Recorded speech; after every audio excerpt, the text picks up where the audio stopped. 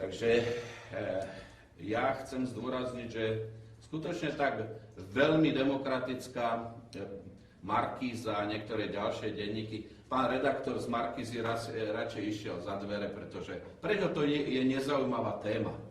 On radšej bude rozprávať o tom, že či Slota nosí hnedé alebo čierne ponožky a rozprávať o ďalších hlúpostiach. No smejete sa zo svojej úbohosti, že za pár eur, ktoré dostávate, budete klamať, zavádzať a podvádzať celý národ. Z toho sa môžete smiať. Ale raz sa prestanete smiať. Raz sa prestanete. Naopak sme sa dočítali dneska z novín, že Európska komisia vlastne nemá peniaze na preplácanie eurofondov zo štrukturálnych fondov. Nemá peniaze. Im chýba 11 miliard eur. Takže na jednej strane tlačili, áno, treba čerpať eurofondy, ale bohužiaľ asi kríza sa dotkla aj niekde niekoho iného. Viete, toto pokrytectvo, čo je aj medzi vami, pretože vy slúžite samozrejme svojim zamestnávateľom, ja vám to nemám za zle, berete plat, chcete žiť, no tak píšete a točíte to, čo vám kážu. No. Bohužiaľ je to tak, ale je to všeobecne v celej tej európskej populácii a vôbec na celej zemeguli. Všetci sú pokrytci, všetci klamú, všetci sa tvária spravodliví a tomu vraždia, zabíjajú a kradnú. Taká je skutočnosť dnes. Takto to vyzerá. Si myslíte, že by niekto Líbiu napadol, keby to bol skutočne len piesok a pár beduínov? No každý by sa na nich vykašľal, nech sa podrezávajú. Jak sa podrezávali 1000 rokov dozadu, tak nech sa podrezávajú 1000 rokov dopredu. No ale samozrejme, trebalo.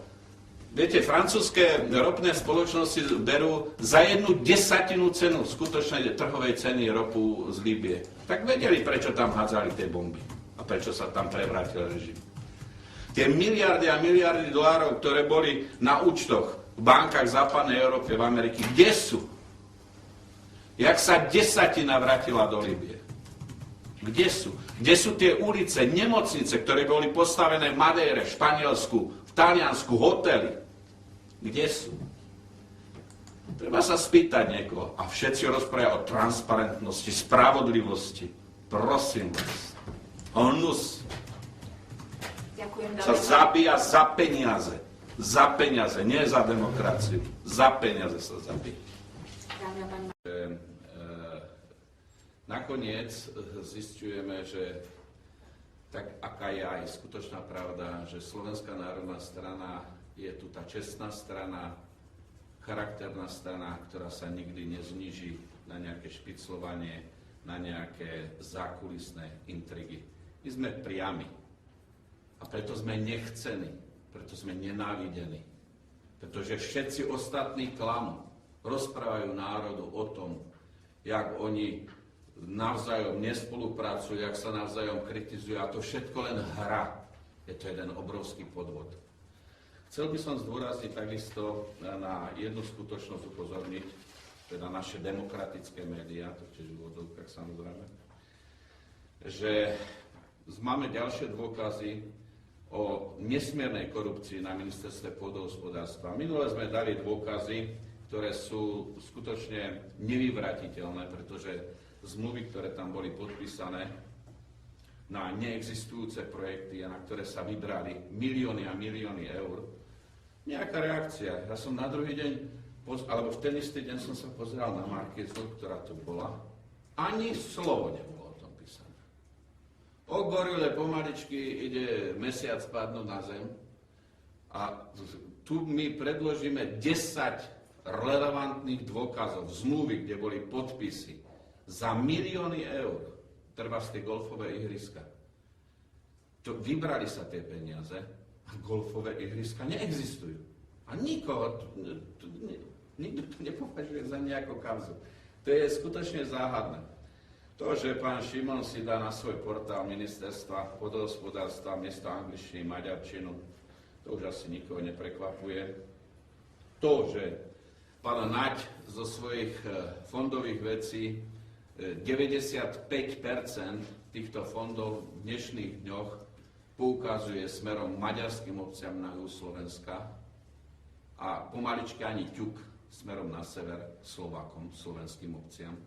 To tiež asi nikoho neprekvapuje. A nikoho to nerozčuluje ani v tých našich tzv. Slovenských médiách. Je to všetko v poriadku. Nikoho nerozčuluje, že pán Spišiak ako Maďar, ako Repa na čele policajného zboru klame celý národ o tzv. Štatistikách, ktoré vykazuje policajný zbor a ktoré sú vyložene skreslené. Nikoho nerozčuluje, že sú není vyšetrené vraždy, že sú není vyšetrené zmiznutia osôb, ktoré sú zakopané niekde na nejakom tabakovom poli. Nikto tam ani nebagruje nič. Keď sa hľadala mŕtvola nejakého mafiána pri Žiline, pri priehrade, pomaličky zvalili priehradný múr, aby ho vykopali. A tam normálne na tabakovom poli ani nemajú záujem nejak kopať. Možno, že je tam ďalších 20 mŕtvych. To je skutočne veľmi zaujímavé. Ja osobne tu prehlasujem, že vražda Ernesta Válka, pokiaľ tu bude to vedenie policajného zboru, aké je, na čele so Spišiakom, Valom a Abelom, vražda Ernesta Válka nikdy nebude vyšetrená. Ani skutočne, kto strieľal na banditov z Papajovského klanu. Možno, že by oni vedeli odpovedať, že kto strieľal v časoch. A chcem zdôrazniť, že Slovenská národná strana aj napriek tomu veľkému tlaku zo strany médií, kde nás jednoznačne blokujú, cenzurujú, ste tu možno aj z iných televízií, treba z Markízy, natočia celú našu tlačovku a v televíznych novinách ani sekunda. Nedáme sa zastrašiť, nedáme sa s tým znechutiť. Pôjdeme medzi ľudí a budeme im rozprávať tú skutočnú pravdu, jaká je v tej tzv. Politike tých najväčších demokratov, internacionálnych demokratov, ktorí chcú ožobračiť svoj vlastný národ na úkor ich internacionála. To je už jedno, či sú to tie ľudácké internacionály alebo socialistické internacionály. Slovenský volič by si mal so zaujatím pozrieť všetky tie kandidátky a mal by vidieť, že minimálne 4 politické strany, parlamentné politické strany, zadlžili každého jedného občana, včetne malých novorodencov a aj ľudí, ktorí odchádzajú, ktorí sú ešte možno není vychladnutí v trúle. Každý má dlh 2000 eur. 2000 eur. 5,5 milióna Slovákov. A títo rozprávajú o záujme Slovenska. Nech sa zobudia všetci. Nech sa zobudí Slovensko. Pretože ich zobudí to, že skutočne bude Slovensko hladovieť. A chcem zdôrazniť, jak v niektorých médiách je podsúvané, že Slovenská národná strana sa bojí buzerantov z SAS alebo šialencov od toho, ani od Matoviča. Pre pána Jana, Slovenská národná strana sa nebojí skutočne týchto chudákov, pretože Slovenská národná strana bola tu, je tu a aj bude tu kvôli svojmu národu a kvôli slovenskej štátnosti. A to, že ak niekto prekrúca fakty, že Slovenská národná strana chce zvýšiť jednorazovo a akože Boh nado mňou, prisahám, že keď budeme môcť do toho rozprávať, že bude minimálne dôchodky pôjdu o 100 eur mesačne hore, tak to tak bude. A tu niekto podsúva, že nie 100 eur, ale 10 eur. Keď naša tlačová pani Benková žiada o opravu, niekto nemá záujem. Proste prekrúcanie faktov, jeden podvod na druhý, jedno klamstvo na druhé, len proste vytiahnuť nejaké nezmysly a prekrývať skutočné kauzy. Hovorme o gorilách. Veď hovorme, vyšetrujme o gorilách, ale hovorme treba o privatizácii slovenských elektrární, ktoré sa tiež rozprávajú v gorilách.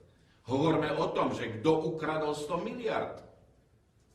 Prečo o tom nehovoríme? Prečo nehovoríme o ďalších kauzách? Tu sa proste rozleptávajú kdejaké drobnosti, ale na veľké veci proste absolútne embargo. Ani ťuk. Jak keby tu tá televízia alebo ten redaktor z toho tlačeného média ani nebol. Tak je tu demokracia, je tu transparentnosť, je tu spravodajstvo. To, že nás, kto sa koho bojí, kde Slovenská národná strana vystupuje, a minimálne v takom častom vydaní, ako treba ten šialený Matovič, že je na každom rohu, v každej televízii, alebo niektoré iné mimoparlamentné strany, ktorí majú väčší priestor ako Slovenská národná strana. Ale proste my nebudeme z toho robiť nejaké smutočné posedenie alebo niečo podobné. Pôjdeme do ulic, pôjdeme medzi ľudí, budeme rozprávať o svojom programe, to, čo chce Slovenská národná strana dať svojmu národu, a dúfam, že to ľudia pochopia. A títo, s prepáčením, novodobí banditi v tých tzv. Demokratických médiách, tí nech sa postavia pred svoje vlastné svedomie. Jak ho majú, slovenské svedomie. Ďakujem pekne, nech sa páči priestor na vaše otázky k témam. Nech sa páči, nemáte otázky? Tak vám veľmi pekne ďakujeme za účasť. Všetko je jasné a budú sa zase pýtať pána Mikloša, ktorý nevie zohnať alebo predať za 100 miliónov slovenských dlhopisov 5-ročných, pretože nie je záujem o ne. A ja sa pýtam pána ministra financií, prečo potrebuje Slovensko 100 miliónov eur? Na akú dlhovú službu, keď sa hovorí, akože Slovensko je v poriadku, nepotrebuje nejaké pôžičky a tak ďalej a tak ďalej. Pôjdete sa pýtať pána Hrušovského, pôjdete sa pýtať pani premiérky, pre pána Jana, ľudia. Veď to sú nesvojprávni ľudia, ktorí tam sedia ako papagáji na konári a proste rozhodujú, oni nerozhodujú o ničom. Proste tam sedia a počúvajú príkazy zhora. Ale nepočúvajú to, čo im hovorí národ. To, že na Kysuciach a na Orave ľudia nevedia, jak prežiť zimu a že či prežijú vôbec zimu, to ich nezaujíma. Ich zaujíma nejaká eurozóna, ktorá už aj tak viac menej skončila. Máme predsa len otázku, nech sa páči.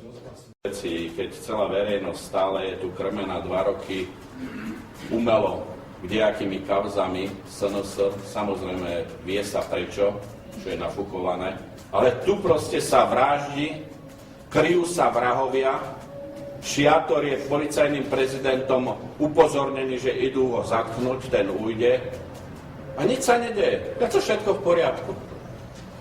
To človeku zastavuje rozum.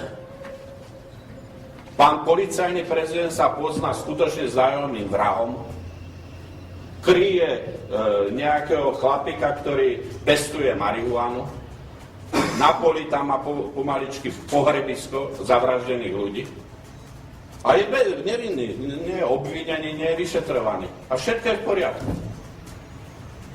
To je predsa nepochopiteľné. Takže z tohoto hľadiska skutočne mám dojem, že tu riadi tento štát, a respektíve ministerstvo vnútra nejaká mafia. Koho chcú, toho obvinia, koho nechcú, toho neobvinia. Vrah, nájomný vrah, alebo tí, ktorí vrahom pomáhali, sú na najvyšších postoch policajného zboru. No, tak to hádam nie je normálne. Nie je to normálne v demokratickom štáte. Takže, vážené dámy, vážení páni, skutočne som mal zapotreby toto povedať slovenskej verejnosti a pevne verím, že vo veľmi krátkej dobe Najvyšší bezpečnostný úrad zaujme stanovisko k týmto tvrdeniam, podozreniam a dovolím si tvrdiť aj jednoznačným dôkazom o tom, kto je pán Spišiak v skutočnosti. A že tento človek by sa mal s ďalekohľadom pozerať na uniformu policajta.